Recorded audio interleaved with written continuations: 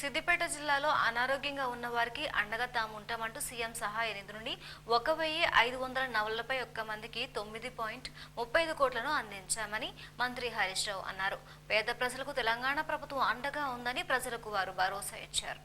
అనారోగ్యంగా ఉన్న వారికి అండగా తాము ఉంటామని సీఎం సహాయ నిధి నుండి సహాయం చేస్తామని, అత్యవసర వైద్య సేవలకు నిధులను సమకూర్చి అర్హులైన నిరుపేదలకు అండగా మేమున్నామని తెలంగాణ ప్రభుత్వం భరోసా ఇస్తుందని రాష్ట్ర భారీ నీటిపారుదల శాఖ మంత్రి తన్నీరు హరీష్ రావు అన్నారు. సిద్దిపేట పట్టణంలో మంత్రి నివాసంలో మధ్యాహ్నం సిద్దిపేట నియోజకవర్గ పరిధిలోని సిద్దిపేట పట్టణంలో 12 లక్షల లబ్ధిదారులకు 2,86,056 రూపాయలను మరియు సిద్దిపేట మండలంలో 5 మందికి 1,74,000 రూపాయలను, అలాగే చిన్నకూడూరు మండలంలో 12 మందికి 2,86,500 రూపాయలను, నంగునూరు మండలంలోని 4 మంది లబ్ధిదారులకు 90,000 సీఎంఆర్ఎఫ్ చెక్కులను అందించామన్నారు. నియోజకవర్గంలో 34 మందికి 8,87,000 రూపాయల చెక్కులను పంపిణీ చేశామని, ఇప్పటిదాకా సిద్దిపేట నియోజకవర్గంలో 1,422 మందికి 6,81,00,000 రూపాయలను, అలాగే 119 మందికి అత్యవసర సాయం కింద 2,54,00,000 రూపాయలు, మొత్తం 1,541 మందికి ముఖ్యమంత్రి సహాయ